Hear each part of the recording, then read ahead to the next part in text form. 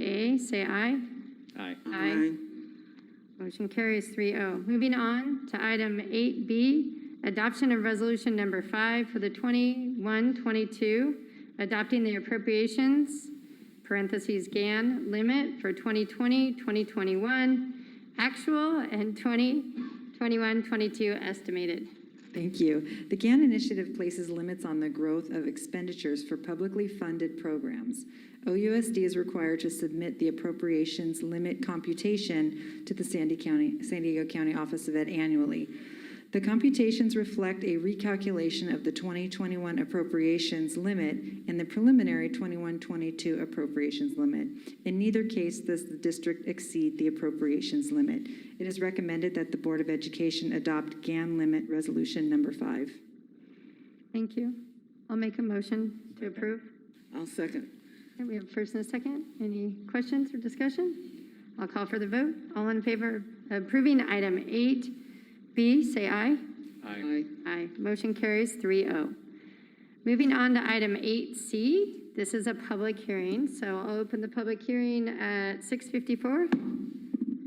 The public hearing regarding the waiver of certain statutory surplus property requirements. We have one public comment. Larry Berry.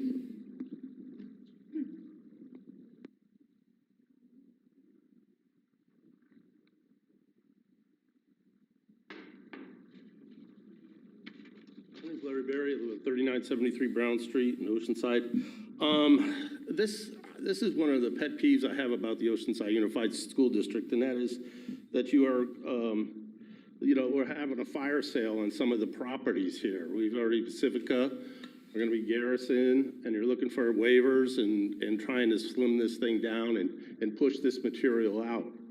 One of the biggest problem with most of our schools is the failure to do maintenance on them, and we've seen that at Garrison. Garrison was a good little neighborhood school, and now they're shipping these kids all over the place. I recommend a long-term lease to that property because we don't know what's going to happen in the future here and about what happens in 20 years from now, and the population may grow and swing and what we're going to do. So we'd like to get some there, the planning, this way we don't lose it forever. Because if we got to pay for this property again, when we do have, it's going to cost a fortune. So I recommend a lease and stuff out of that. As far as trying to ask for these waivers, I have a pretty good friend. His name is Leon Page. He's an attorney. He sues school districts, and Miracosta College, remember that a few years ago, and some other, other schools in LA and Orange County. He's had been tremendous success. And one of the things I like to do is to have him, I'm probably going to give him some seed money to stop this from this kind of giveaway and the taxpayers. My biggest fear is what you're going to do and what you're planning to do is take this money and then put it into the general fund, and we'll never see it again. And it never goes back to the taxpayers, and it's going to go into who knows what and mismanagement of the money. So I like to see us lease the property, either knock the buildings down, lease the just the physical plants, whether the Garrison or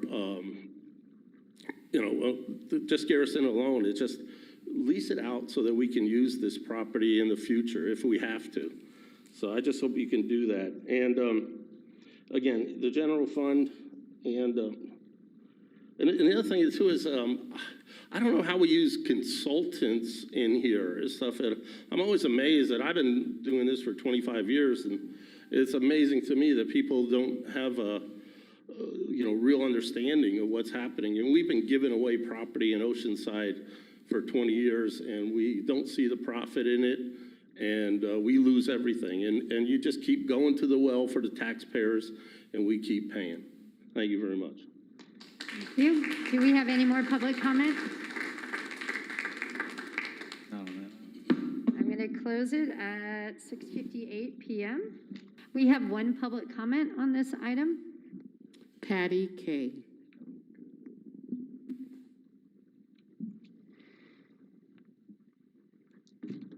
evening. I've been here since 1952 in Oceanside. I have participated in Hispanic birthdays, in celebrations, in classrooms. We have had Hispanics come from Tijuana to board at school that I went to. We did not need to proclaim a whole month. So that is my perspective, Mr. Sparks. And I understand that being here a few years and looking through a different lens and fulfilling your job as equity, diversion, whatever exactly the title is, may give you a different perspective. But I want to assure you that during my time here, we have embraced the Hispanic culture, and I take issue with the paragraph, and I would like to request that it be modified in the proclamation. I think the proclamation is fine. As I said, we embrace them. The paragraph indicates, whereas this is only a small step of many that we need to take to be truly inclusive and supportive of our Latinx students and their families. I think that strongly implies, Mr. Sparks, that we have not included them, and I take exception to that. So therefore, having been a longtime resident, having many Hispanic friends, having socialized with many Hispanics, from a long-range view, I would like that modified in that part of the proclamation. Anyone else? Thank you. All right, that concludes public comment on that item. Thank you. Do we have any questions for staff? We have one public comment on this item. Katie Taylor. Just so we don't have any confusion, I love it when the audience is here. We have 31 public comments tonight. I'm excited about that. I want to make sure that everyone can hear your comments in the community. So if you guys could be quiet and not make any interruptions while she has 3 minutes to speak, that would be great. Thank you.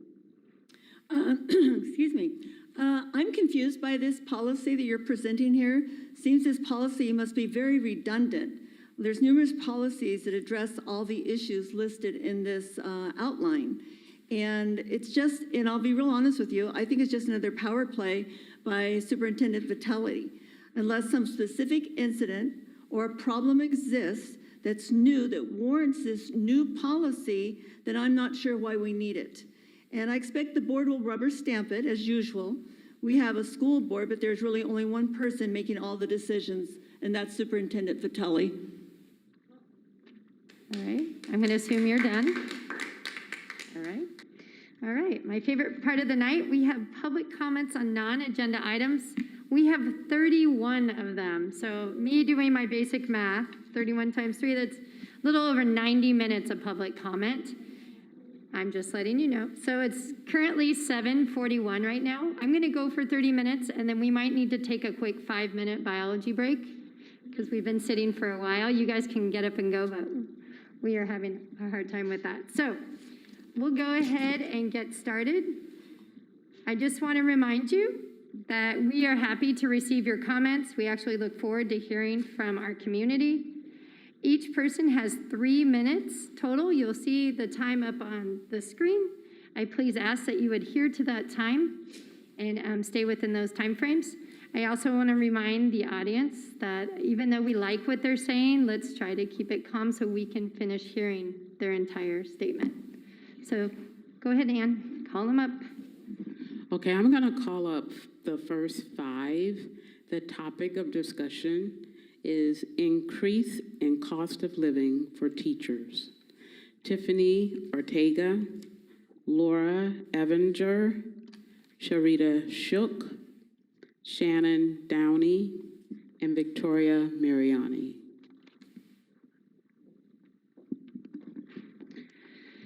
Good evening, OUSD School Board, leadership, colleagues, and community. I am Tiffany Ortega. I am the Oceanside Teachers Association President, and I'm here tonight to speak specifically about the personal cost of living increases that our teachers have experienced. We did a survey, and we'll be reading some of those responses that the teachers gave in that survey. You have all received a packet, and we'd like to read through those because we think it's important that the public hear these things. So our question was, if your personal cost of living has increased, please share some of the things that contribute to that.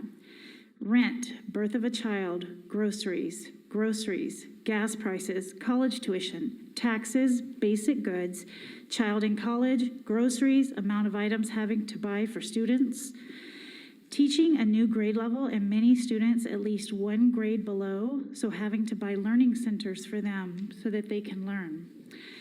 Purchased a new house near my school because rent for a one-bedroom was getting over $2,000 a month. It would be easier to list what hasn't increased in price. Literally everything is more expensive.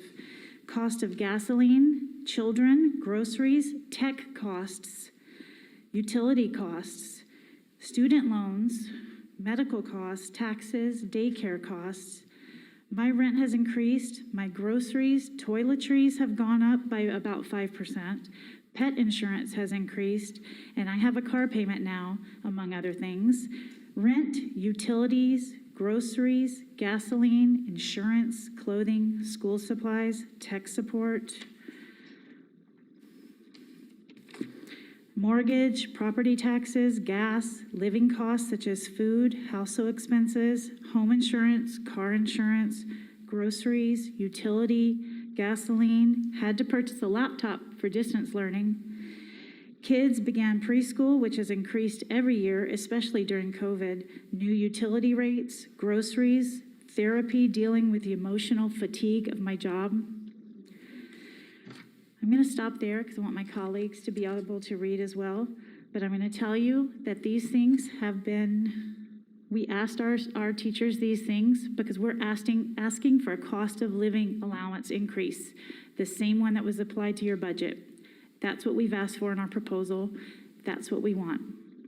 I'm going to yield my time.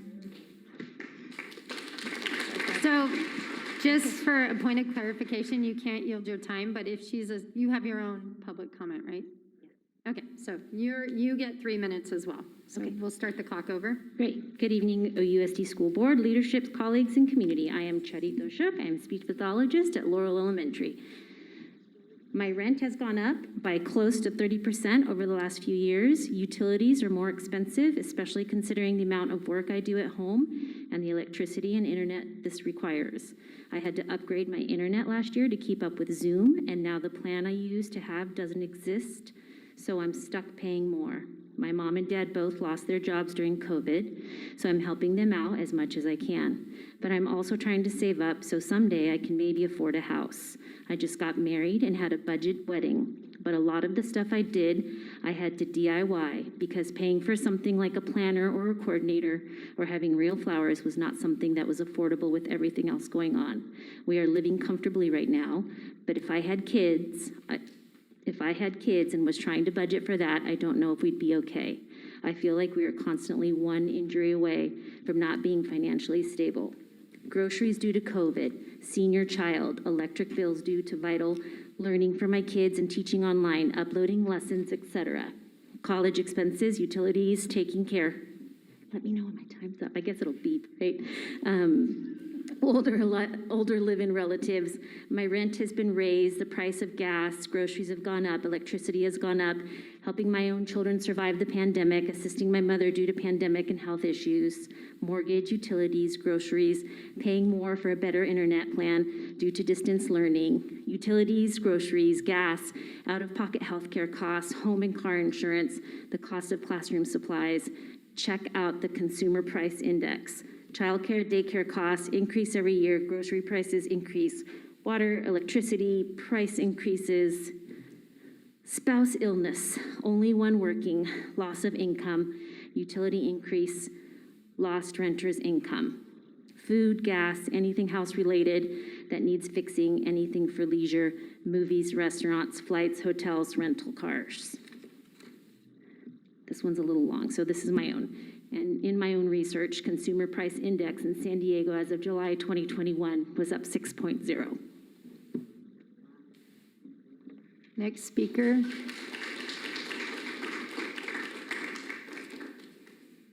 Good evening, board leadership and Superintendent Vitale. My name is Laura Ebinger, and I'm a teacher at King Middle School.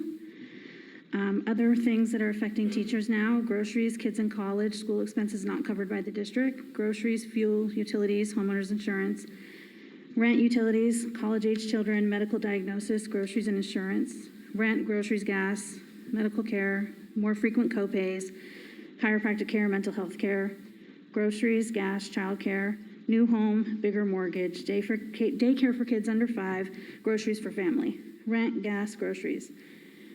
Statement from a colleague: I moved here 2 years ago and just had to sign a new lease that is $1,300 more than I was paying.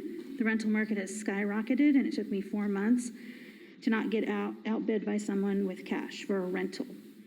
Also, no one was able to get evicted due to COVID, and people are buying houses with cash offers above asking price.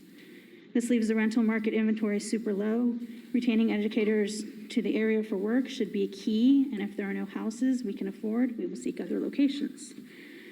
Again, utilities, groceries, gas, home insurance, their main increases: utilities and groceries, gas, electricity, water, insurance, property theft, medical, technology, internet, children, increase in evaluated property taxes, gas prices, cost of food, higher energy bills due to additional time at home, increased rent, groceries, new electronics for teaching, children in college, divorce, rent, utilities, groceries, insurance, groceries, utilities, and student loans.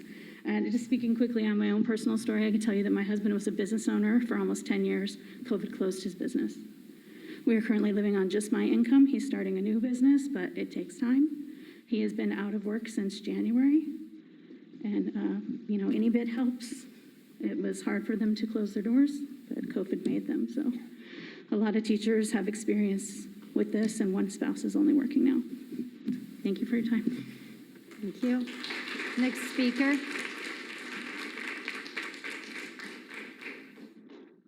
Good evening, OUSD School Board, leadership, colleagues, and community. My name is Shannon Downey, and I'm a teacher at Oceanside High School. And I'm here tonight to speak regarding increase in cost of living for teachers by sharing responses from our recent member survey.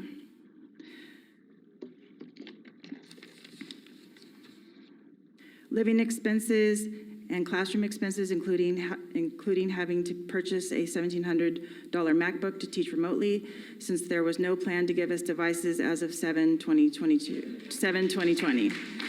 And I needed to relearn how to do my job by asking colleagues to train me. Groceries, haircuts, dining out, clothing, rent, utilities, gas, rent, groceries, and insurance costs have increased. Rent, utilities, food costs, childcare, tuition. Rent, utilities, gasoline, groceries, medical expenses, auto insurance. Rent, utilities, gas, groceries, technology needs. Utilities, especially electricity, water, and internet. Groceries, property taxes, insurance. Utilities, groceries, gas, internet upgrades, new laptop to be able to teach virtually, fuel, gas for car, utilities, grocery, property taxes, etc. Rent, gas, and auto repair insurance, food, goods and services, and wages for outsourced work like childcare and cleaning services. Higher prices of groceries, gas, restaurants, utilities of water, natural gas, electricity has risen. Groceries, utilities, kids' sports, gas, home appliances. Gasoline, groceries including meat, utilities, helping parents, school supplies, mortgage payment, and car payment. Rent, utilities, groceries, gas, clothing, transportation, parking, entertainment. Children and higher level sports, utilities, groceries, gas. Utility, insurance for cars, home, groceries, food, medicines, college fees, tech upgrades for work. Utilities, groceries, transportation, technology. Utilities, groceries, air purifiers, child in college. Gas, water, electricity, higher speed internet during virtual teaching, food, 2 sons in college. Utilities, groceries, gas, groceries, all utilities, gas, rent, automobile costs, childcare, insurance, utilities, mainly electric bill from working from home, utilities, gas, groceries, and healthcare. Gas prices, grocery prices, childcare costs, utilities, ongoing education costs. Groceries and SDG&E bill are much higher than a year ago. Daycare for my second child is 30% higher than for my first child. Rent, mortgage has doubled. As my son grows, groceries and others related expenses go up every year. And this, I'm going to go ahead and pass this on to a colleague of mine. The time is now for a fair contract. Thank you. Next speaker. Hi, I'm Victoria Mariani. I've been teaching this district 21 years, grades K through 6, and I'm here advocating tonight for a fair contract by sharing responses from our ODA survey. According to many teachers, groceries, utilities, children, college, our prices have gone up. Gasoline, car insurance, college tuition, groceries, insurance, utilities, etc. Here's some things that contribute to cost of living going up for teachers: groceries, computers, printers, gasoline, college-age children, school supplies, rent, 3 children under the age of 5, groceries, gas, technology devices, food costs, energy costs. My child's sports and travel expenses, groceries and restaurant prices have doubled. Clothes and shoes and sports equipment have all gone up in price. Gas, groceries, utilities, rent, utilities, groceries, child and before after school care, sanitation items, school supplies, food, clothing, gasoline, utilities, cleaning supplies, medical supplies, pay extra for my electric bill, mortgage and groceries, college costs for my daughter, utilities, groceries, gasoline, everything that I buy has gone up.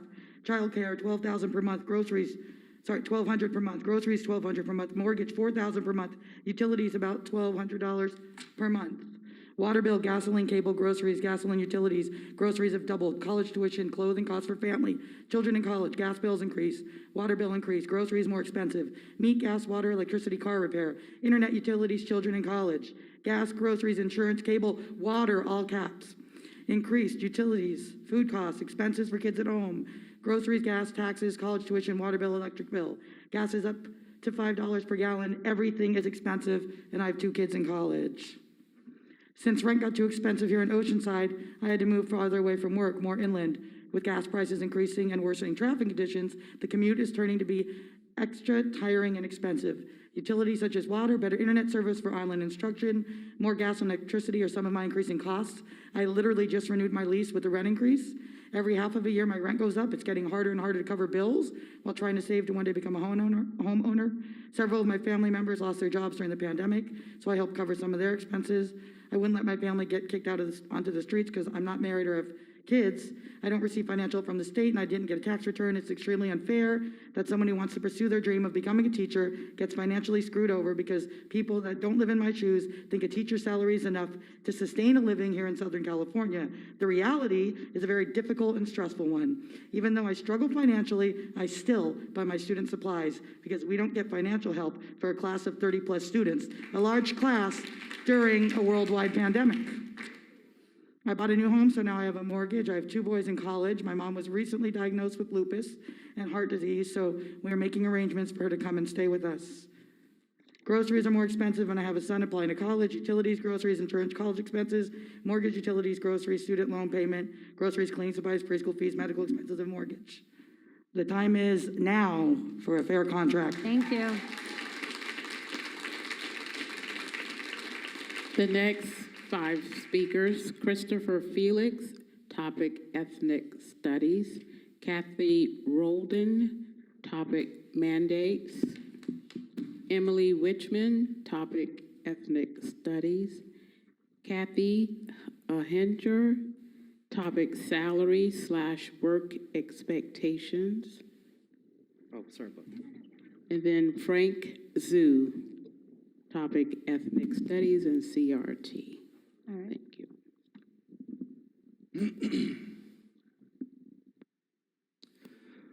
Good evening. My name is Christopher Felix. I grew up in Oceanside. My mother and I came to Oceanside in 1999 homeless. We stayed in a homeless shelter on San Diego Street, among other shelters. I attended and graduated from Oceanside High School, Go Pirates. Joined the Navy in 2004, because of the emotional impact of 9/11. I did construction for a while when I got out, attended Maricosta College, and then transferred to San Diego State. 2 years later, I graduated from San Diego State, and now I am a program manager for a military contractor in Carlsbad. My wife and I bought our first home, and today is actually our home anniversary. I said all that to say I had choices to make in life. I chose to succeed throughout adversity and storms in my life. I had choices to make, but I was never the victim, nor was I ever oppressed in any shape or form. This ethnic studies course is a barbaric, twisted, unethical landmine that you're attempting to plant in our children's hearts. It will destroy our nation if it takes root. Let me explain. It teaches the dynamics of internalized, interpersonal, and institutional oppression. If there's oppression, there must be an oppressor and an oppressee. I'll let you figure out who that is. Oh, wait, it's whiteness. It teaches whiteness and the privileges that are tied to being white. That being white gives you power and privilege. Superintendent, I refuse to believe that the position you're in is because of the color of your skin, that you were given an unfair advantage over other people of color that were somehow oppressed by your whiteness. I firmly and truly believe you worked hard for where you are today, ma'am. But this curriculum teaches otherwise. It teaches that whiteness gives you a privilege over other people of color. And that's a lie. But it's in the outline. I took this straight from the outline. The course goes on to teach there's a dominant and a subordinate group. The course asks, why does race matter? Why does race matter? Why does it matter? It shouldn't. Why are we so concerned about the color of our skin?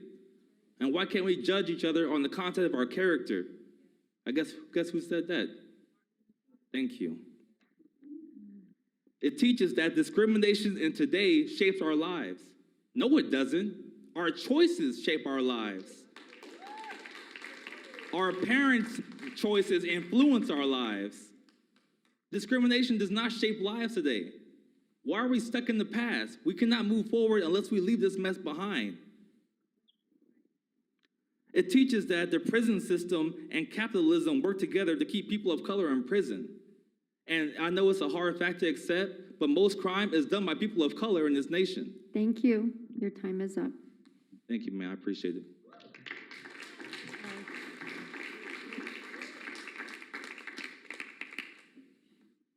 Good evening. My name is Kathy Roldan. I come here tonight. I am an employee, but I come in a different role.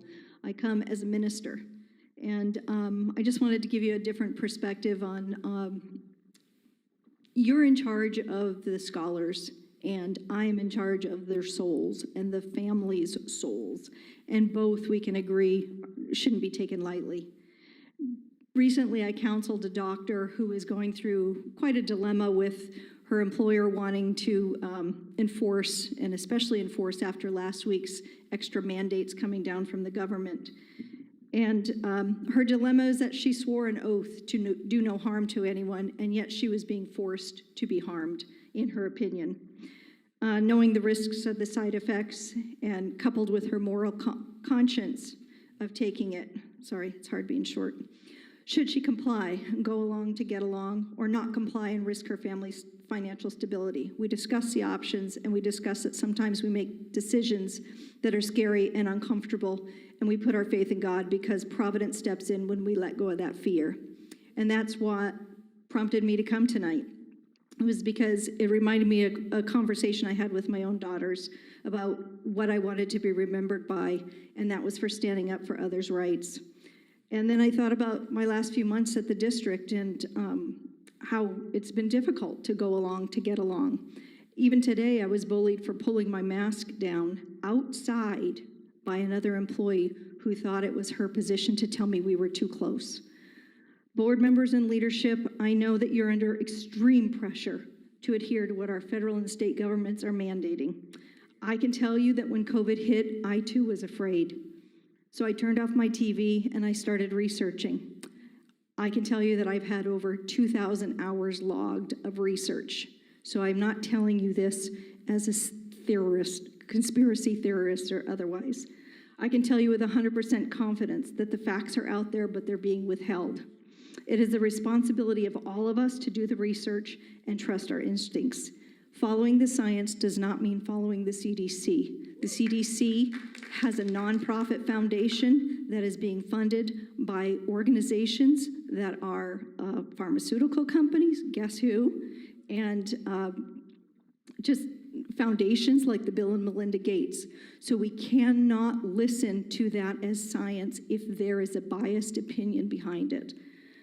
Last week, we were given on our Wednesday weekly, there was a misinformation alert funded again by the same companies.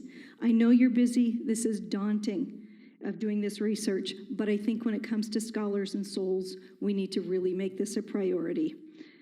Also, as a Christian minister, I have to say that the masking and social distancing, when you look into that, has its roots in Satanism. Thank So you. by making that, Your time is up. Thank you for your public comment. thank you for that perspective.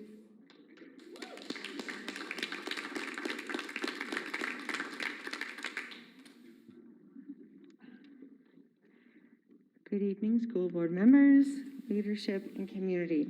I am Kathy Ahinger, a teacher in Oceanside Unified School District for the last 3 decades.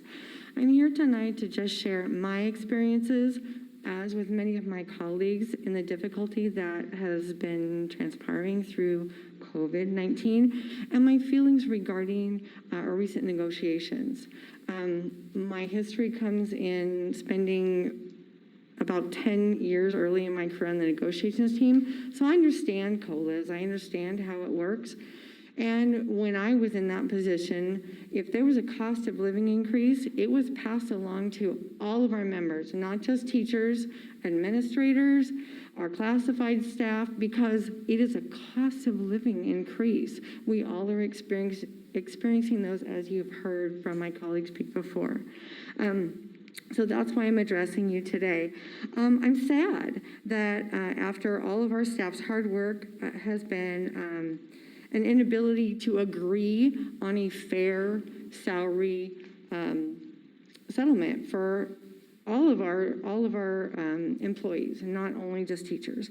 We continue to work endless hours beyond our contract to meet our students' needs because they're special. I mean, we have all been through this, so where it's not something we created, it's not something you created, but we are all living in a pandemic, and our kids have been locked away. I teach kindergarten. I have never experienced what I'm experiencing this year. My students are wonderful and loving and caring, but they know nothing about school. They haven't been socialized because they haven't been outside their homes. This is not anything that could be avoided, but it is something that we're all dealing with because our kids are special, more special than ever right now. We are putting in our time for extra training, new communication tools, new curriculums, that are and technology that are occurring outside our day. There's never been a way to finish our job if we do it adequately within our day. Money. Since the pandemic began, just some of my personal expenses, to meet my students' needs, I have spent $2,335 on teacher paid teacher for packets to go home to my kids. A new laptop computer, an iPad, 2 printers with scanners, increased $30 a month internet service, and $5,395 total in extra expenses. So in my 30 years, it has been good or bad. Usually funding has been good or bad, and until now I think it's been fair, but I urge you to direct the district negotiations team to offer a generous salary to show the employees that they're valued, especially with a fully funded cost of living increase that has been in the past given fully to staff, because it keeps us where we are. It maintains our ability to pay our bills and stay in our committee. Thank you for listening.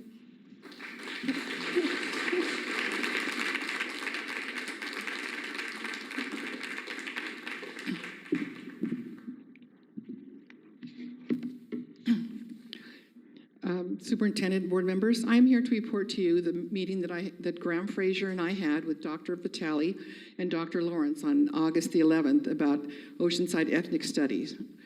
I presented several resources which showed a narrow lens or perspective of information superintendent said she didn't understand. I asked for a committee to evaluate the resources materials from Oceanside ethnic studies. I was shut down, but I was offered to have my materials given to the committee so they could look it over. I also asked for the categories of who was on this committee, but I have not received it yet. I suspected the superintendent did not understand, and what I had presented, then the committee didn't understand, and the board does not understand the contents of Oceanside's ethnic studies.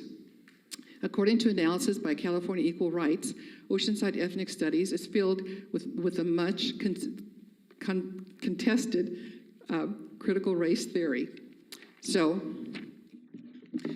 I'm referencing to your California School Board Ethnic Studies publication, FAQs, in July 2021.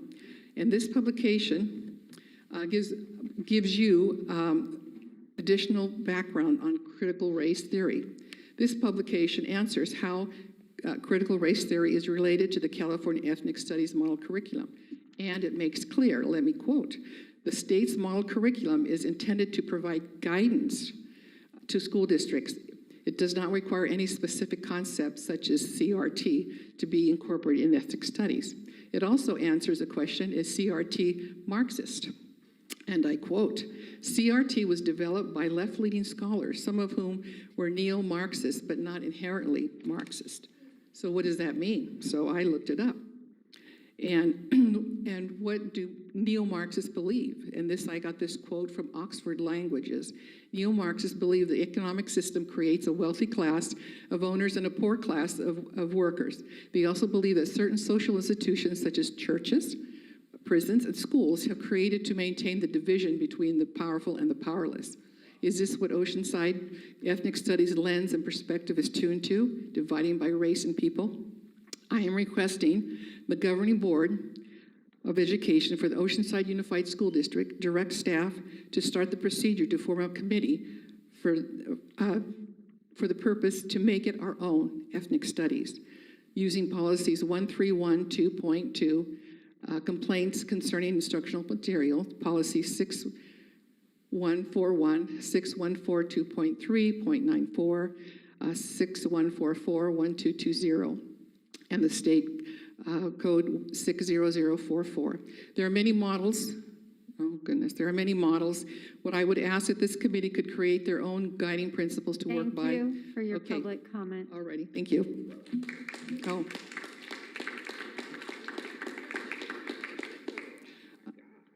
I've got one more. Is that okay? Okay. No, Well, you have one public comment, and you just From used B, your 3 minutes, from Ms. B. Witchman. Sorry, who's next, Did they say please? no? Did they say no?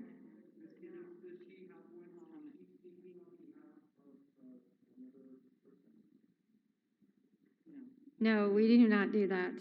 Okay. Your person needs to be present to make a public comment, but I appreciate your Okay, enthusiasm. well, she's bedridden, but she wanted to speak. Thank you.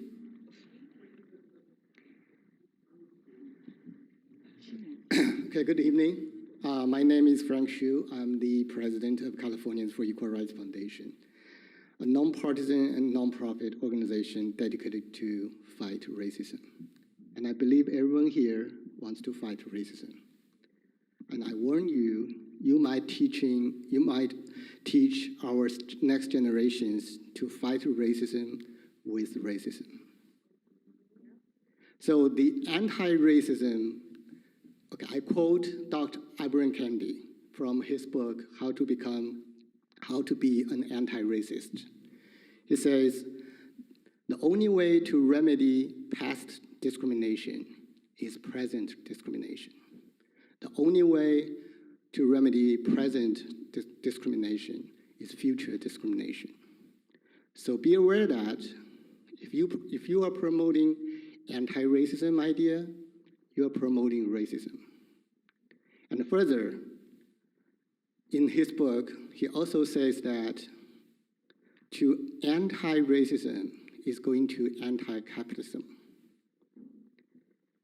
If you love capitalism, you end up loving racism. I come from a communist China, and I know what it leads to. So please be careful what this ideology will lead our next generations to. So we analyzed all 18 units of OUSD's approved ethnic studies courses. They are all biased towards critical race theory resources, an oppressor versus victim narrative, a power and a privilege lens, and a focus on political awareness building. So this led toward a particular worldview and a special kind of ethnic studies rooted in CRT is unconducive for diversity of sorts to flourish in OUSD. And unopposed implementing a critical ethnic studies course means that civic engagement will give in to racial divisions. And effective communication and holistic development will be replaced by a strong sense of disempowerment. Lifelong learning will be overshadowed by political indoctrination, and it is a race to the bottom. So in closing, I encourage you to go on www.rejectcrt.org, which is empowered by CIFER, and read the joint statement made by a diverse coalition of 25 organizations in firm opposition to critical race theory and its real-life applications, including critical ethnic studies. Thank you for your public comment.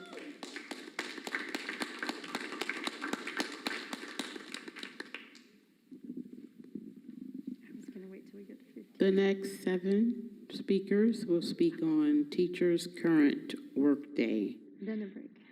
Patricia Ramirez, Lisa Farrell, Avelina Apolinar, Wendy Peterson, Kate Vinson, Nelson Cohen, and Christina Holman. Okay, good evening, OUSD School Board, leadership, colleagues, and community. I am Patricia Ramirez, and I'm here tonight to speak regarding teacher workload by sharing responses from our recent member survey. This is from a member. Hectic. I worry about keeping my kids socially distanced, sanitized enough, making sure that my TKs can make it to the bathroom on time because it's about 30 yards away from my classroom, and they have to go by themselves. Dealing with my 4 kids on IEPs, 1 that should be an MM, making sure that the IS is correct for my kids and given on time when they have to be out for at least 10 days, then worry that they haven't spread anything to the rest of the class or to me, making sure that my masks stay on, that student masks stay on, and that I have extras just in case, making sure that the kids don't share any tools such as pencils, crayons, STEM materials, etc. Another member. I'm trying to only work contract hours, but find that I must work an additional 8 hours on the weekend to be prepared to teach my combo class. Due to the varied levels of students that are in my class, I'm forced to prep for teaching 3rd through 5th at minimum. I'm overwhelmed and under-supported. Last year, I had more time spent on communication with families and checking in on students. I'm working 2 to 3 evenings at home after my own children have gone to sleep in order to prepare for the day ahead and complete IEPs. I work in special education, and as our students' needs have increased and district supports decreased this year, with the other ed specialists being put in a split position, I can't complete my job in my contract day. Our current caseload is not indicative of the workload. I arrive at school around 6:45 a.m. I stay at work until close to 5 p.m. I take papers home to grade later. I spend some time on Saturday grading and planning, and usually 3 to 5 hours at school on Sunday preparing for the week. From another member, massive numbers of disrespectful, unprofessional OUSD emails that have links elementary teachers are expected to click and train themselves on or troubleshoot technology. Blatant disregard that trainings of new programs teachers are required to use should be held on first or third Wednesdays as per contract, more parent emails than ever to respond to, more kids way behind that need both social and academic support, no funding for supplies kids desperately need and families cannot afford, limited copies at some school sites, but unlimited at others, no art or music for all K-3 students when expressing themselves as desperately needed during our still going on pandemic, no respect and concern by OUSD leadership to limit emails sent to teachers, OUSD website not maintained, not user-friendly. The time is now for a fair contract. Thank you.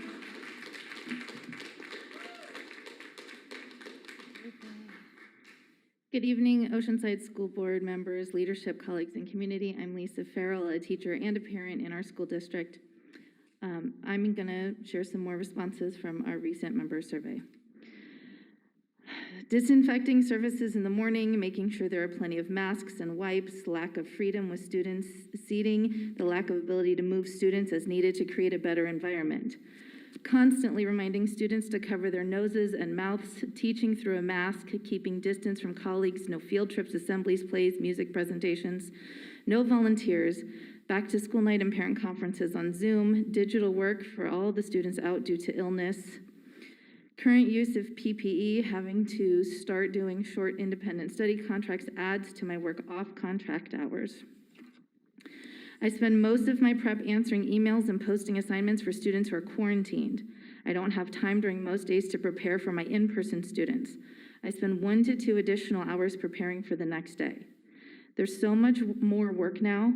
The addition of Google Classroom and providing extra work, time, and effort with my students who have been in contact with COVID.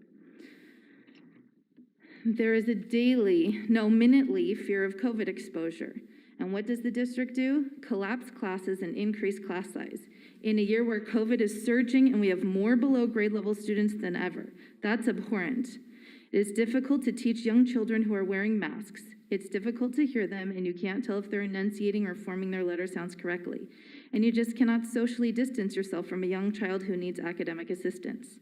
Additionally, there are so many daily tasks that we've previously had parent help with, project prep, photocopying, clerical work, working with students, etc. And we cannot have volunteers in the classroom, so more work falls on our shoulders. With zero district support or training for our new technology, we've had to muddle through our new devices and the students' new devices. Many who did not know how to log into their new devices that they just received last week, with iReady in progress. And several devices that did not recognize the students' credentials and had to have a password reset that we barely learned at the 11th hour. Get to work, put the mask on, have a hard time breathing all day, strain my voice, talk, use the voice amplifier I bought before the district bought the ones for us, sanitize myself and students multiple times a day, deal with things the nurse used to deal with because we don't want to send them up to get infected if someone's sick, wipe down tables with disinfectant wipe, ask students all day long to mask up, find their mask, get them a mask, worry about kids getting sick, not being told kids are in quarantine, worry about if we're going to have to pivot to virtual with a new system since I'm in a new grade level with a new platform, worried my Chromebook won't work at school.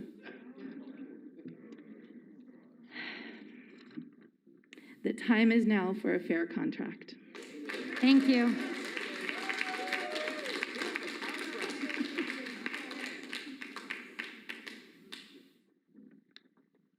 Good evening, OUSD School Board leadership, colleagues, and community. I am Evelina Apolinar. I am a teacher at Libby. I am here tonight to speak regarding teachers' current workdays by sharing responses from our recent member survey. I have watched colleagues who have had to quarantine with their entire class, work hard, gather pertinent materials, only to have most work come back unfinished or classroom books, materials unreturned. They can't even start their first day back in the classroom as they'd like because of missing books, etc. Because of all we've endured so far this school year, 4 weeks of school has felt like 4 months. 30 minutes of prep is just not enough. Lots of juggling, lots of explaining to the parents what the district is sending out. Just changed jobs on Monday, so everything different. Technology keeps me working longer. Checking email, Google Classroom, Seesaw, Aludo to learn. Technology frustrations, nothing ready in classrooms. Took 2 to 3 weeks after school started to get technology set up at the teacher desk, dog cam, and projector working. More prep time would be highly beneficial at elementary level. I work through lunches, recesses, plus come early and stay after contract hours. There's still not enough time to get everything done. So I end up working at least 8 to 10 more hours on Saturday or Sunday. I am working later hours because I have to plan for in-person instruction and independent study contracts for students who need to self-quarantine, self-isolate. I also need to create longer-term emergency subplans in the event that I or my daughter need to self-quarantine. I bring more work home during the weekday and typically stay up to at least 11 p.m. working on schoolwork. Also, this is the first year out of 23 years of teaching where I went to school to work in my classroom during the weekend. I will put my personal point here as well. I get up, I get home from school at 7 p.m. most of the time. I go to bed as I'm eating my dinner, fall asleep on the couch. I wake up at 1 o'clock in the morning to still keep working to get my lesson plans done or my lessons for the next day for my kids in class and independent study, and stay up till 4:30, take a nap to go to school and be there on time at 8:25. The time is now for a fair contract. Thank you.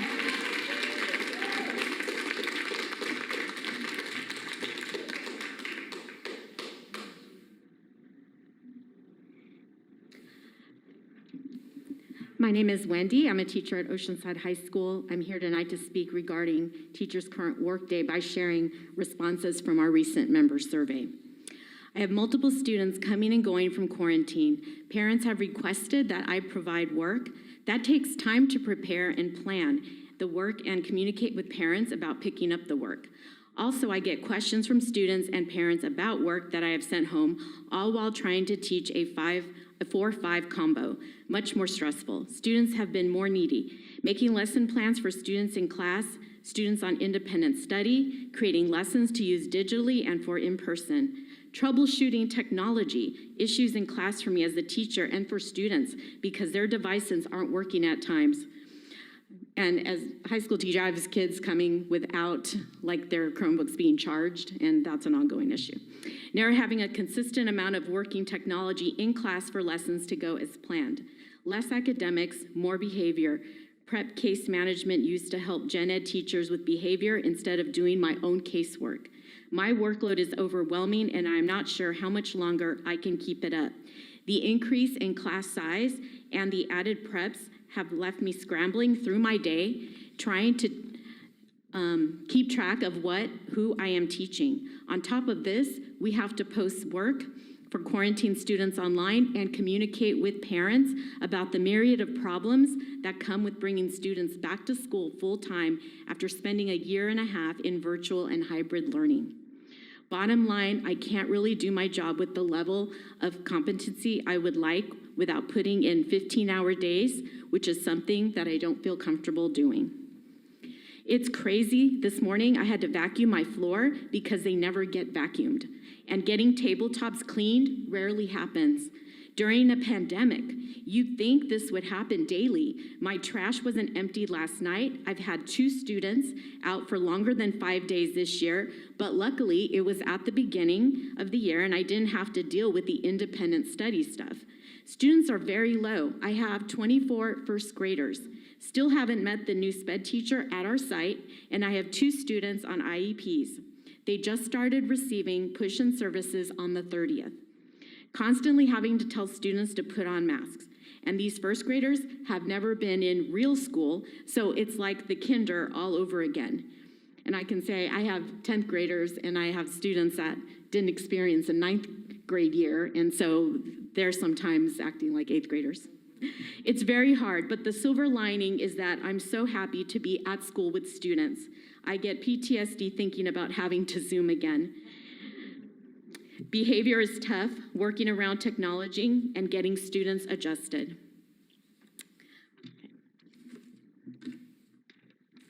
Thank you. Next speaker. Good evening, school board, leadership, colleagues, and community. I'm Kate Venzen. I'm here to speak about Teacher Day by sharing responses from our recent member survey. A lot of students are having anxiety about coming back to school. They are catching up from learning gaps from Zoom. I worry a lot more about the safety of my students. The communications from the district have not been clear, and protocols for when a class goes on independent study have not been clear either. I solved technology problems for each child, problems I didn't have before. I am consoling children whose personal earbuds don't work and they refuse to use my classroom supply. I'm repeatedly helping students log into their devices because they don't remember how to do it. Personally, it can take up to 15 minutes per student that you're trying to help get logged in, and then it won't work. I am helping children keep track of their username and passwords to different accounts. I am having to reteach lessons to students who are gone due to quarantine or due to COVID. My classroom has turned into a revolving door. It is hard to keep track of who is coming and who is going, who is supposed to be here and who is not supposed to be here.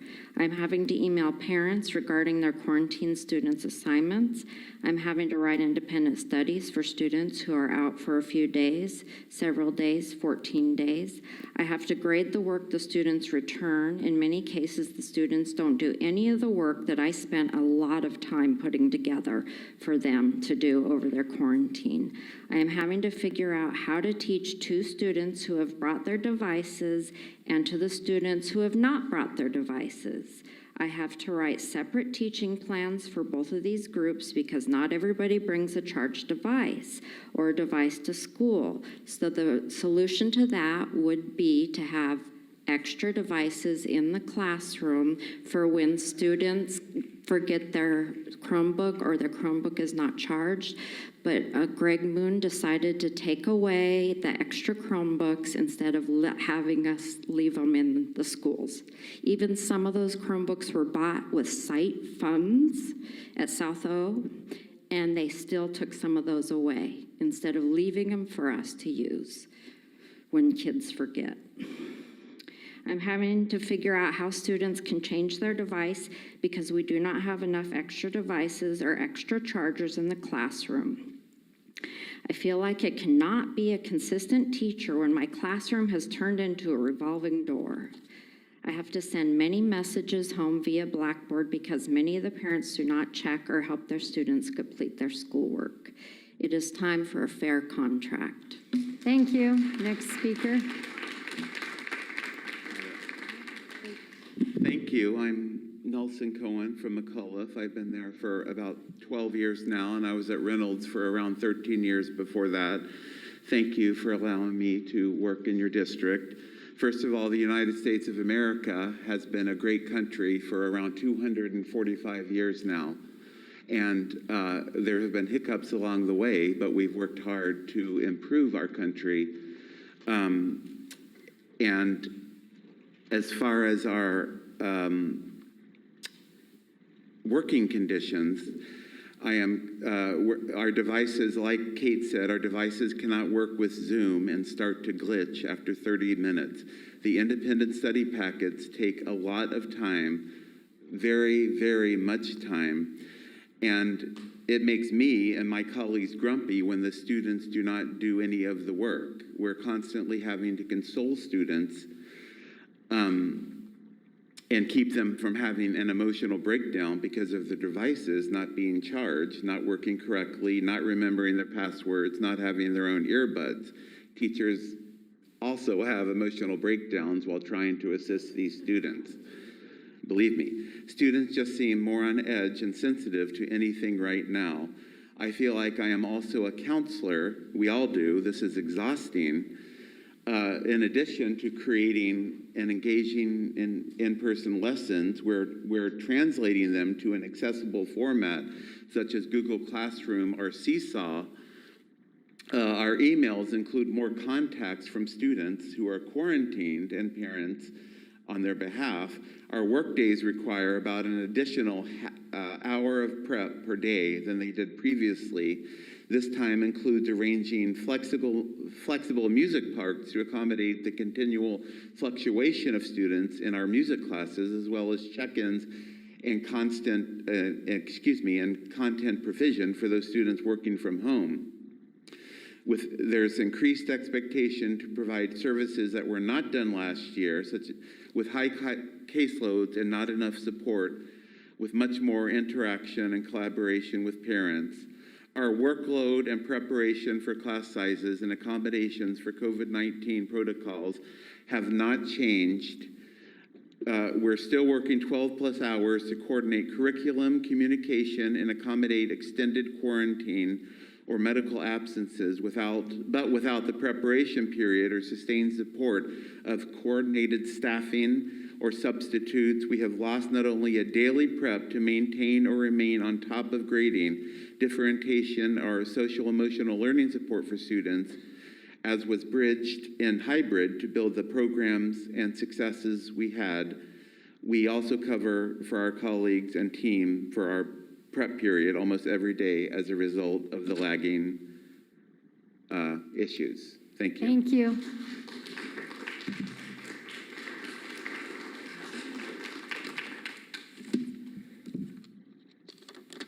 Good evening, OUSD School Board, leadership, colleagues, and community. I'm Christina Homan, a special education teacher at Southo, and I'm here tonight to speak to you regarding Teacher Workday by sharing responses from our recent member survey.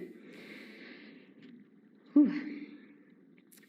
It's hell, because every day I'm fearful of getting COVID from the kids who are allowed to be unmasked at recess instead of having them sit 6 feet apart at snack and lunch. They are sitting face to face, less than 2 feet from each other across the table and 1 inch apart next to each other while eating. More work added to the same contract time. Teachers did everything that the district took credit for, as usual. I am very busy with higher demands because my position was split, so I work at 2 school sites. It completely changed my life, personally and professionally. I have to reprogram my curriculum, adjust the classroom for safety 3 times already this year. No time provided to accommodate a 1-2 combo that was assigned to me the last days of the second week of school. Have to work on Saturday with no compensation. I was given one day that I haven't taken for the shortage of subs. The regular curriculum continues with most students not ready in all aspects. Most importantly, I am yet to see any administrator at DO to express a concern and talk directly to teachers, not the principal. Everything looks good on paper. Our reality is a different story. Completely overwhelmed. Come early, leave late, and no lunch unless I force myself to. Not enough time in the day to do my job, and I have had to ask for significant help, and no one has responded. We also have been receiving a lot of district emails outside of work hours and are constantly being inundated with new training on some new tech or program to complete, which is often a video to watch. This doesn't allow me time to engage in the SST process for students that we're extremely concerned about, or even meet as a grade level team to look at assessments and plan. The level of anxiety and stress I feel is much higher than ever before. I've been teaching for more than 17 years, and I am beyond frustrated with what we as teachers are expected to handle. We are expected to solve problems that are beyond the scope of our expertise, so we, of course, rise to the occasion for the benefit of our students. We figure out how to teach virtually. We figure out how to teach hybrid. We figure out how to teach from quarantine. Time and time again, we teachers of OUSD have figured things out for the benefit of the district. It's time the district figures things out and shows its teachers the respect we deserve. The time is now for a fair contract. Thank you. Before we go on, we're a little over halfway. I'm looking at my board colleagues. We need a 10-minute biology break in order to stay alert so we can continue listening with alertness to the rest of the public comment. So please don't go anywhere. And if you want to let the next 5 people know who they are, we will reconvene at 8:47. Will you set a timer for 10 minutes, please? The next 5 people 10-minute timer. will be Patty K. No? Okay. I think Kate left, Katie. So Wendy Peterson, Mike Richardson, Brad Tobias, and Graham Frazier. And then we'll have one more, Rose Higuera. I'll probably have it. I'll wait for the timer. It's ready. All right. Are you ready? I'm ready. Okay, thank you. Go ahead. Hi, my name is Wendy Peterson, and I am kind of wearing two hats on the issue of the ethnic studies course. So as a teacher, I am coming here to testify that last I checked, we are teaching reading, writing, and arithmetic. According to our graduation requirements, we need 4 years of English. The state only requires 3. Our district requires 4. The math requires, the state requires 2 years of math. We require 3. So we go above and beyond in terms of what we are asking in terms of reading, writing, and arithmetic courses. Ethnic studies is a one-class elective. Students get a choice to take the class.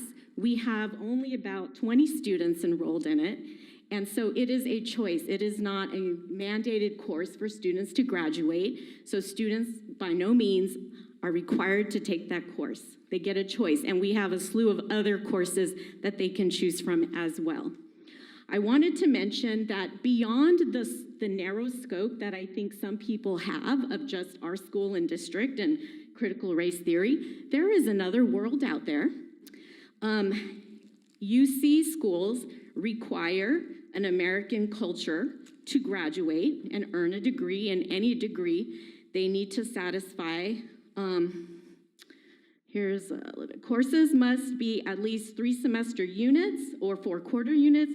Courses must also take substantial account of groups drawn from at least 3 of the following: African Americans, Indigenous peoples of the United States, Asian Americans, Chicanos, Latin Americans, and European Americans. So that's a requirement for UC students to take a course similar to ethnic studies. At Stanford, here are the names of some of the courses that students can choose from. There is also a requirement to graduate from Stanford with something in regards to an ethnic studies background. Here's one course: Student and Community Organizing for Social Change. Let's see. Advanced Methods in Comparative Studies in Race and Ethnicity. There's another one. Race, Ethnicity, and Linguistic Diversity. Gender in Native American Societies. And Activism. Introduction to Feminist Gender and Sexuality Studies. So these are so most universities in the country do ask their students to take a course in something that's going to inform them and create them, make them better citizens. Okay. Also, MiraCosta College has a cultural diversity requirement for graduation. So we are in fact emulating what is happening in universities across the country. Thank you for your public comment. Thank you.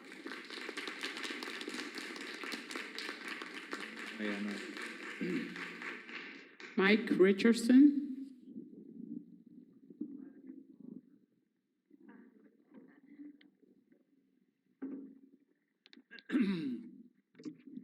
As you said, I'm Mike Richardson. I've stood before you in other meetings and told you that when I graduated from Jefferson Junior High School, which was called then, I was in the first class. I graduated in 1955. And in that time, there was a requirement that you had to pass a comprehensive test on the Constitution. The classes, our social studies classes, spent the entire year deeply studying the Constitution. And if you didn't pass, you didn't go to high school. I think that lasted for another 25 or 30 years from what I've heard from other students, and then it just sort of mysteriously disappeared. I've asked what happened, and nobody really knows, except they say, well, the state has other mandates for you to teach. Well, I passed out a copy of the Ramona Union School District to you. It's on your desk. And this is their recent policy decision on civic education, U.S. history. I can't go through the whole thing with you, but I can tell you that at the top of the list is the Constitution and the Bill of Rights and the Declaration of Independence. One item that I think I gotta read to you, it says, number 7, students shall be taught how the ideologies of communism and totalitarianism conflict with the founding principles of freedom and democracy of the United States. Do you think our kids know that? I don't hear that. Curriculum shall include first-person accounts from diverse individuals. Okay, I'm going to skip to the section about racism because that seems to be a hot topic. And incidentally, it's my understanding that there's a proposal in the legislature to require ethnic studies as a high school for high school graduation, and I think it will be next year or the year after. But this is on page 3 of this document. There's a whole list of things that are forbidden, and I would love to read them all. But it says that the school is forbidden from teaching that one race or sex is inherently superior to another race or sex. That's forbidden. An individual is forbidden to teach that an individual by virtue of his or her race is inherently racist. That's forbidden. Why is it allowed today in our schools? I think it's time for you to read this document from Ramona School District. Thank you for your public comment. Next 3 speakers, Brad Tobias, Graham Frazier, and Rose Higuera. Well, to the board, superintendent, thank you. Good evening. Thank you for this time. And to all the teachers, as a parent, thank you for what you do for our children. I appreciate that. So the purpose of me being up here is threefold. One, I wanna kind of follow up in person to an email that was unanswered by Dr. Vitale. I understand you're busy. However, I just want to air my grievance, or not my grievances, but just go ahead and follow up with it. Second, remind the masses that we are a parent board team. We are all here for one person or for one reason only, and that's the students. And thirdly, to promote an American exceptionalism class or a religious studies class, kind of like what he was saying about the Constitution. All right. Firstly, public trust. It's vital. It's vital to what y'all do. It's vital to us trusting you in your policies towards that affect our students. After the last meeting, I recommended to Dr. Begin and Eric Joyce about a town hall or a Q&A session where we can go ahead and ask you questions and receive answers back, unlike in this forum. Also in the email, I recommended that public comments be placed in the beginning of these public sessions, not towards the end. I feel like there would be greater attendance from parents like myself at these meetings. Thirdly, another recommendation is for these meetings to allow questions and answers during these public comments. Example being, I asked you a question and you go ahead and answer it right here on the spot. I feel like that would be huge. It'll be huge. It'll help progress these meetings in a much better way. Going on to my next topic of American exceptionalism and religious studies classes. I have a couple of reasons here. One, we live in the greatest nation in the world. No other nation in the world do we have the rights that we do. For this, because as stated earlier, the ethnic studies was not a graduation requirement. These classes can be an alternate to those studies. It could also be an avenue for civility that was talked about earlier. It will show equity and equal opportunity for students to choose when selecting classes. Even though these may not be favored by the board, it's a great compromise that will make students well-rounded. Our nation and Constitution was born on compromise. Last point here, some high school seniors will be voting age, and these classes of American Exceptionalism and Religious Studies will prepare seniors to understand the issues when they go and vote. A good tool here is this report, the 7076 report that was written by the last administration, and it's great. And this is my recommendation. And thank you for your time. Thank you for your public comment. I just want to say one thing real quick. You had a good suggestion about question and answers, but we're legally bound not to respond and deliberate about questions that are brought up during public comment that are not on the agenda, because it has not been made aware to the public that we are discussing something specific. So it's part of our rules as a governing board that we have to make sure that the public understands what we're going to be deliberating prior to the meeting. So just to let you know. Great. Thank you.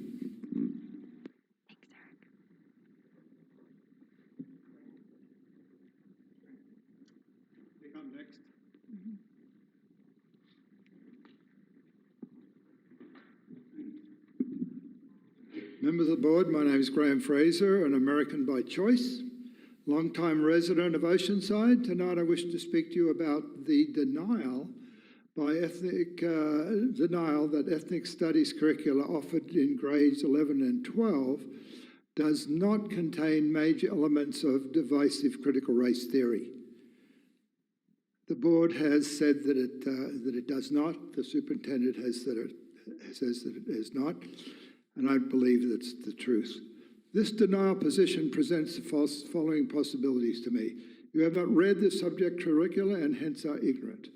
2, you approve the Marxist and divisive nature of the curriculum and hence can be fairly labelled as communists. Are easily led and have no real interest in the matter. You are shills of the teachers' union cabal and hence must follow the party line without question. Which of these best fits you, I wonder? Let me remind you that your primary duty is to keep the superintendent in check. Instead of authoritarian rule prevails, and it's you, board members, that are being held in check. Your job is to ensure that our children are being taught how to think, not to be indoctrinated, and you just don't seem to care. Shame on you. It is not to serve the citizens, if it is not to serve the citizens of Oceanside to the check between policies of the Marxist colonial teachers, California Teachers Union, and the community needs and wants, what motivates you to run and serve on the board and be useful rubber stamp, I ask myself. Frankly, in my 40 years of appearing before public agencies, and I've done a lot of that, as an engineer. In fact, I was an engineer for the board here for 10 years. I've never seen a weaker or feckless board ever. You guys just do not take the authority that you have. You're not looking at this ethnic studies curricula.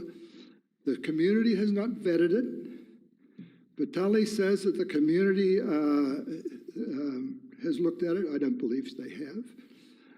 I think you all should resign before being impeached so we can elect members that are not self-serving, truly representing our community's values and for the heart and soul of our kids and the country and have the courage to stand against this type of indoctrination. Thank you.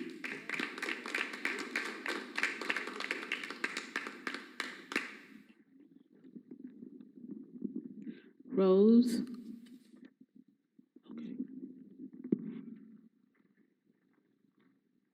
So first of all, I want to thank all the teachers for without them, we wouldn't be here because they taught us how to read and write and do math. And I think we need to go back to the basics and learn that. And I don't think that we should be about indoctrinating our youth that are very vulnerable with critical race theory, with gender confusion, and all this other crap. I agree with other people that said we need to learn about the Constitution. We need to do the Pledge of Allegiance. We need to teach our children respect for their elders, for teachers, for policemen. And the sense that I get also is like there's a climate of intimidation with you, Vitali. And I don't know why that is, but you are here as a public servant to serve the families in this community. And as boards, you're subject to the parents and the families. You all serve us and you're accountable to us. So you guys are the checks and balances. And so if there is intimidation with Dr. Vitale, you guys need to fight for our children. You guys have a high responsibility. Your position here wasn't given because of your intelligence and your brilliance and your PhDs. It was given by God. And one day you will be before God and you will be held accountable for all of these things that you're allowing into our schools. And so I'm here and I'm glad that I'm here. I didn't want to be here, but it sounds like you guys need a lot of accountability. And if you guys aren't going to do the right thing, then you need to get out of the way. And you need to allow people that are going to be here fighting for our children, not causing division, bringing in all these crazy ideas of racism and white supremacy. That has no business in our schools. We need to go back to the basics of reading, writing, math, history. And these teachers, oh my gosh, they are essential. They are totally essential. We shouldn't be talking about building another building. We have enough schools in the district, and they're beautiful. They are state of the art. We need to support them because without them, we wouldn't have a society. So you guys need to go up to bat for them so that they can get their raises. They're not asking for millions of dollars. They're asking just to be able to pay their bills. So you guys need to go home and you need to think about all of this stuff and you need to pray about all this stuff because you guys should be ashamed of yourselves, really. This is despicable, honestly. And it's totally, I don't know. You guys need to do your job or you need to resign, really, because this is terrible. We need to back up our teachers. We need to give them the raise that they deserve. Thank you for your public comment.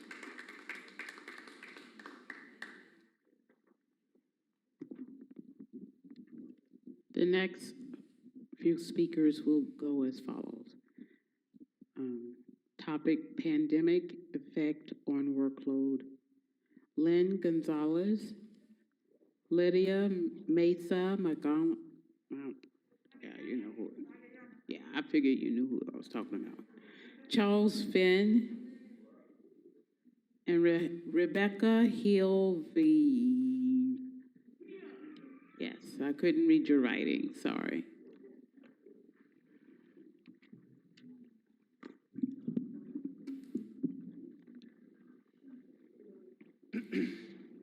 Good evening, school board, leadership, colleagues, and community. I am Lynn Gonzalez, and I'm here tonight to speak regarding the impact of the pandemic on our work. I have had to deal, these are the comments of our members. I have had to deal with parents who are worried and confused about the current health and safety guidelines for COVID. It seems that this information has not been shared with teachers nor parents effectively. Also, yesterday I sent home the short-term student contract papers to be signed by parents. Multiple parents have contacted me. They don't understand what this form is and they want more information. Sadly, I have no information to give them because it has not been explained to me either, other than the quick video that Josh posted on the weekly newsletter. I still don't know what the policy is or how it will be implemented and by whom. Increased anxiety about getting COVID because of how close I have to be to students with special needs, changing diapers and managing physical behaviors, including spitting, poop throwing, self-injury. Having to enforce that on a period by period basis daily. Students not having devices, students not having charged devices, parents attacking and questioning everything that I do, having to write a bazillion independent studies, trying to keep track of who is in the classroom and who is not in the classroom, who did the work, who did not do the work. This is not a normal teaching situation anymore. I am just going through the motions and hoping that something sticks. Not only am I immunocompromised due to pre-existing conditions, but so are members of my household. I have the expectation to sustain COVID-19 safety and protocol without the continued mitigation of a classroom with social distancing. Students who wear masks consistently. Then I must coordinate my own testing at home each week, as at least 15 to 20 students out each day due to quarantine or exposure. I must make a decision each day on how much or which students or family members I should sacrifice in this day and in coming days, as I plan to develop a curriculum that is both engaging and accessible to support SEL for my students, but not myself or my colleagues. Are there any significant situations that directly impact your work as a result of the pandemic? That's the topic that I'm reading. Yes, lingering after effects of fatigue, headaches, brain fog that also affect my teaching. Also, student number in classes is still too high, and money is being spent on other things that do not benefit the students. My work is directly impacted. Oh, it's time for a fair contract. Thank you.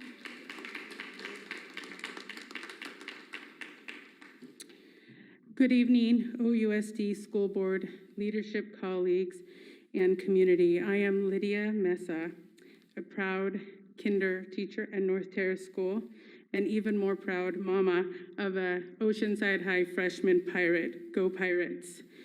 I am here tonight to speak regarding the pandemic effects on our workload. I will be sharing responses of our recent member survey. My work is directly impacted by students being absent so often due to illness or exposure. It is difficult to plan for effective and meaningful lessons when 10 or more of my students are absent each day in my course. If we are having a provided lesson for students virtually every time they are exposed or show symptoms, it feels like we are taking steps back, as many students do not complete the independent study work due to being too sick, needing additional support, or just not wanting to do the work. The amount of time I spend doing my job has easily doubled. Are there any significant changes that have directly impacted your work as a result of the pandemic? My colleague said, I am concerned about bringing COVID to my family, even though I am fully vaccinated and take all necessary precautions. I do not believe that parents are properly reporting illnesses in order to avoid quarantine. Our school is short-staffed, and it puts more on the shoulders of people than there are there. My freshman thinks it's cool or funny to pull off their mask and pull it down in class and share food and drink with others. The lack of transparency regarding students being sick, having to prepare lessons for students working at home, the constant pressure and stress of when will I get sick? We are in charge of disinfecting our classrooms. The most important issue is student safety and learning. How does a stipend solve the problem of overcrowded third grade classrooms?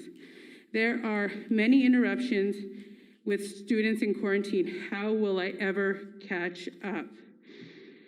Beyond that, the other things that have been added to that workload include teachers having to look for their own masks. We have kindergarten students who do not have masks that appropriately fit them. We are chasing down masks, buying our own masks, and then having to also make masks out of adult-sized masks and always trying to fit those to our students. Even though students are bringing extra masks, that's still not enough. We need masks.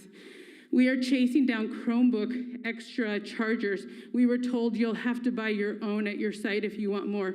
The students not having them charged every day. I know we will always partner together to break down bridges and proceed in the best interest of students. We need a fair contract now. Thank you.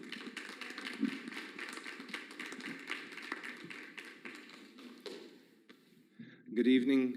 My name is Charles Finn. I'm a 37-year veteran teacher at proud Oceanside Pirate. Continuing, I think there's been a lot of confusion about the policy regarding independent study and when classes and students need to quarantine. It adds a lot to our already overfilled plates to complete independent study work for students. There's an extreme increase in social emotional needs impacting all the responsibilities in the counseling office. I'm constantly worried about the health of my family, particularly my children who are too young to be vaccinated, and my mom who has cancer. It's a constant struggle to go to work every day, not knowing if I will contract COVID from my school site and unknowingly transmit it to someone else. Exposure to COVID from unvaccinated office staff who don't wear masks indoors. Exposure from a fully packed class expected to recover learning loss with an especially large class size. Ongoing post-COVID long hauler symptoms. Massive, constant info tech changes being thrown at teachers. Our campus and classrooms are dirty and not being cleaned as claimed. Custodians don't show to work, and usually there are no subs or they are shorthanded. Independent study is more work for teachers. 3 days wait is not long enough, and teachers are not getting paid for the extra work. Poor communication at our school, especially about COVID-19 infection. At our site, we usually find out from each other that a class is on quarantine. Districts should require schools' principals to inform teachers immediately about positive cases. SPED issues and support are not adjusted for full day. No support. Rooms are not getting cleaned during pandemic conditions. We're vacuuming our rooms and wiping tables at the beginning or ending of each day. Students are all over the place academically and socially, yet I have more students than I did pre-pandemic and no more support. Support teachers are not working as support, they're pulled to substitute or help admin. Our plan when they do start the support plan is more stressful and not helpful because it's an added time of day push-in that we have to fit in. 2 adults and kids talking in class is very distracting. If we had smaller class sizes, we wouldn't need the support teacher. It's time. It's way past time. Thank you.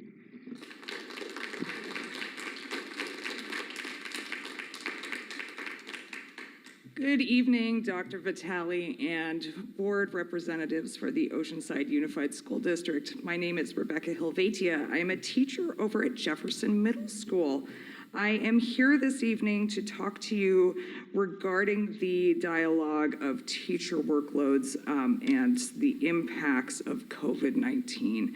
I'm going to share with you some of the stories from our colleagues and continue this narrative. Some of you know me and some of you know my own narrative, but I'll speak to my colleagues this evening. Are there any significant solutions or situations that directly impact your work as a result of the pandemic? Yes. I was shut down on day 6, still teaching children to care, working on building a community and dealing with SEL. I had to completely reinvent the wheel on how to teach again virtually because the curriculum offered by the district was awful.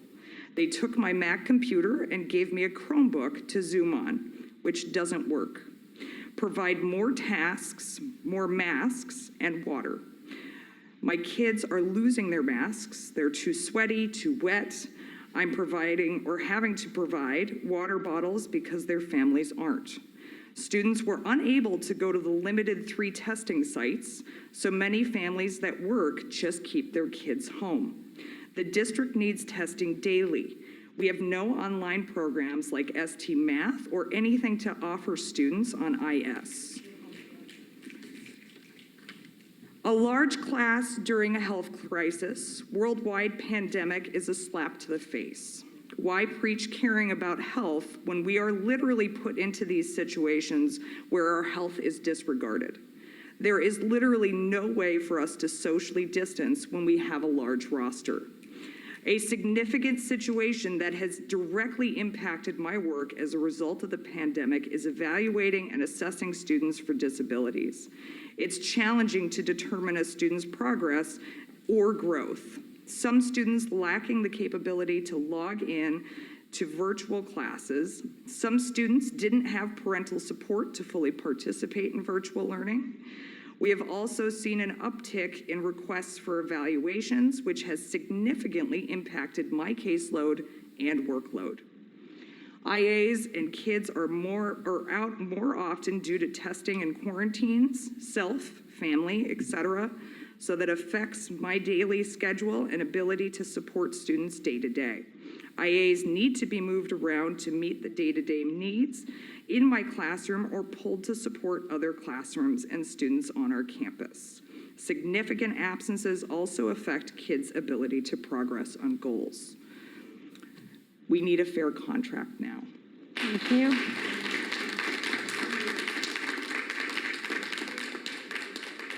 The last four speakers on the topic of state of the district: Robert Ho, Paula Orba, Jennifer Skellett, and Tiffany Ortega.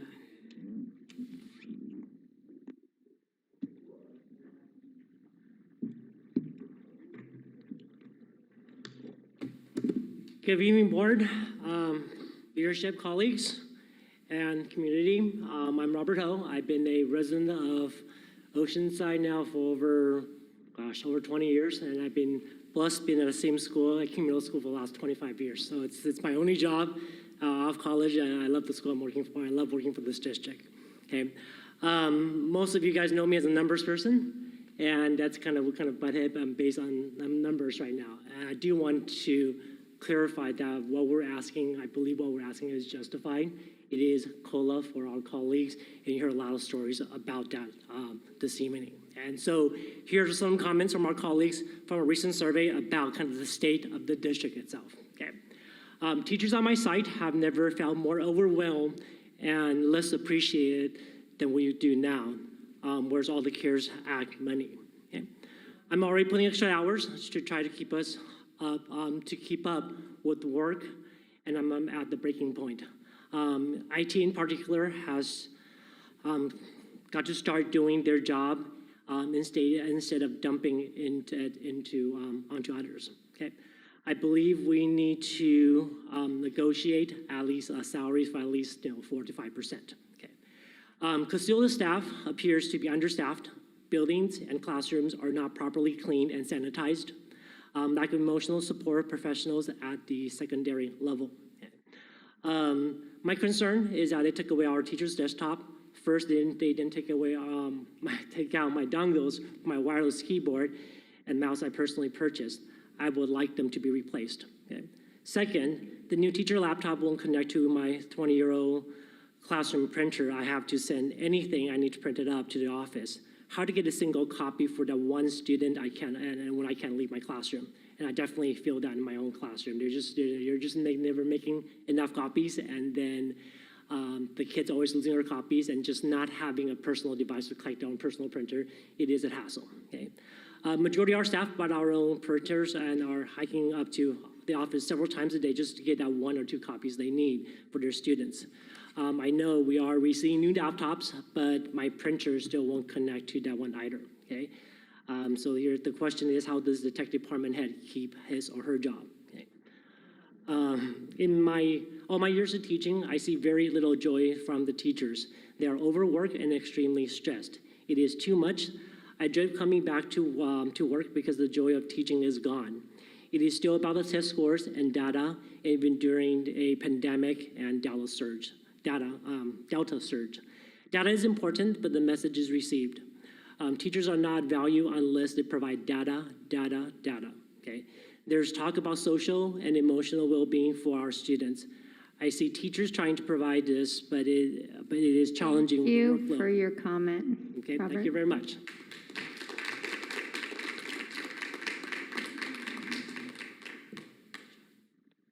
Good evening, board, leadership, staff, and community. My name is Paula Orba. I've been in the district for about 24 years, and I am currently teaching at Santa Margarita, and I'm also here to speak regarding the state of the district and sharing responses from our recent member survey. Let's see, I'm gonna go to this one. How is it possible the DO increased their staff and there is still nobody to answer questions or held accountable for lack of support? Please advise the tech team to stop making decisions without speaking to classroom teachers regarding how to most effectively set up, test, and instruct on any and all new technology setups in classrooms.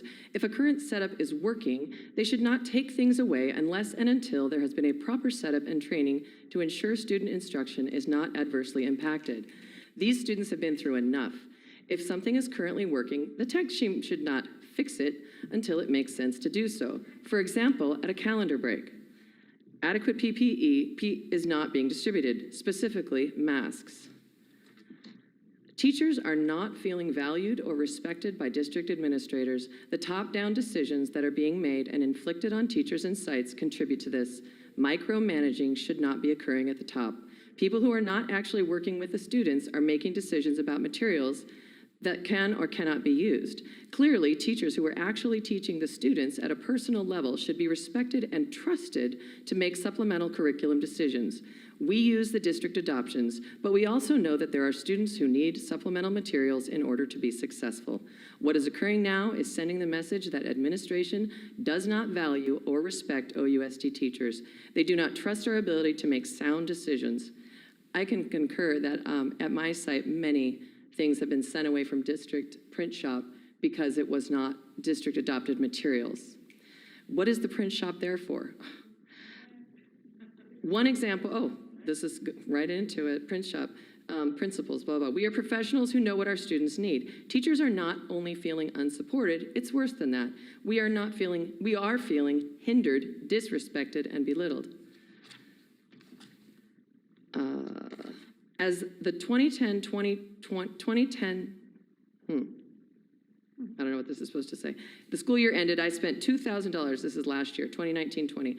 I spent $2,000 purchasing a computer setup with 2 screens so that I could effectively conduct Zoom lessons for the 2021 school year because the OUSD issued iPads and Chromebooks are awful at conducting Zoom lessons. My blood pressure is very high, and I will probably need to take medication for it soon. Not me, I'm fine. I used to love teaching, but now I just want to retire and deal blackjack for a living. My class size is 34 with many meetings. The time is now. Show me the money. We need a respectful contract settlement.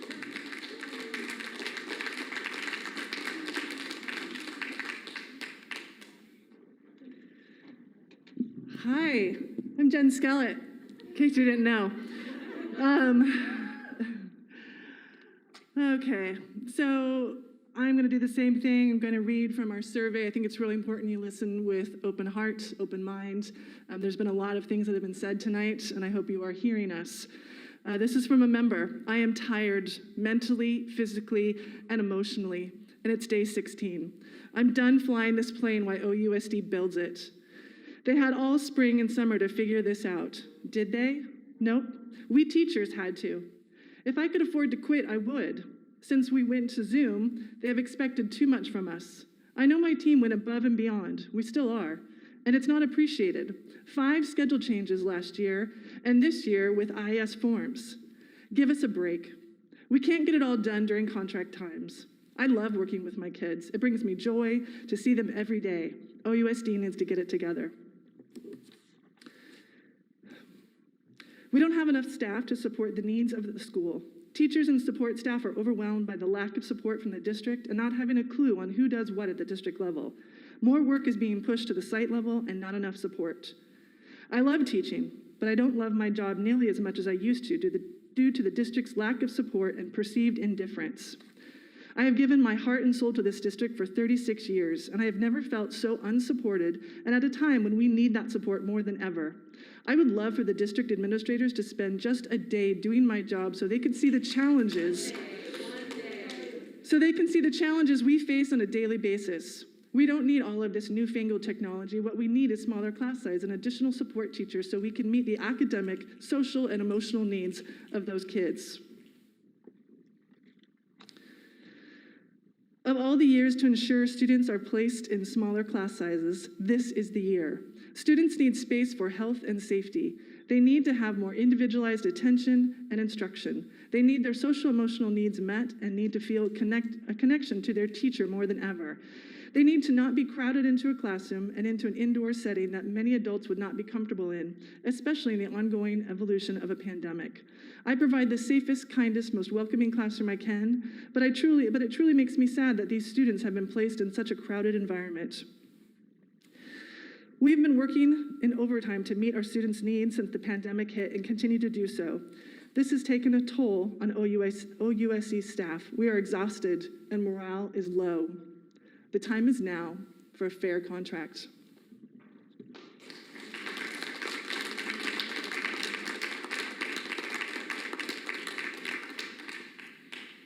Good evening. I am not Jen Skellett. I'm Tiffany Ortega, Oceanside Teachers Association President. I'm going to read a few more of these.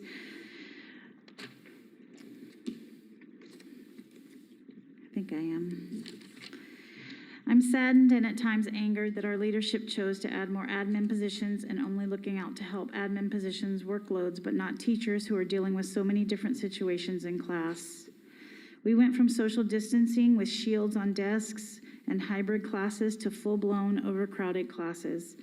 I had 43 students in my 6th period until I spoke to ODA and offered to my admin to teach another class during my prep in order to reduce the size. I still have 34 kids in that class, and they often forget to give wipes to me or vacuum the class. Seems the district doesn't care about social distancing or the health of its teachers, staff, or students. It is offensive and disrespectful that OUSD leadership is doing site visits to make sure we're using benchmark and to micromanage our teaching when they're not doing anything to make our day easier. High school always gets overlooked. Our students need extra support and additional teachers to help them. Without the help, they become helpless. Kids are not getting their academic needs met, way too many kids in classes, and not enough SPED teachers to provide help, plus no intervention being offered, none. It's very sad and frustrating. So I want to talk a little bit about the state of the district. This hasn't been easy for us, and it probably hasn't been easy for you to hear, but here's what I want to say. We have never, in my history of 26 years, had a more competent cabinet and superintendent. I don't think we've ever had a stronger board, and I wish that some people that were here talking earlier would hear me say that. We've also never had a more dedicated teaching staff in our district than we have right now. We are doing big things. We've talked about this. We're doing big things in this district. We're here for our students. We are partners in education for our students. And not one of the teachers that are here tonight, watching on TV, may have had to leave early to make lesson plans or just couldn't come tonight. None of them have any goal in mind except to provide a safe learning environment for all of our students, Also, in educating all of that student, that whole student, breaking down every barrier that there may be in doing so. And all we're asking for is to earn a fair wage while we're doing it. Thank you for your time tonight.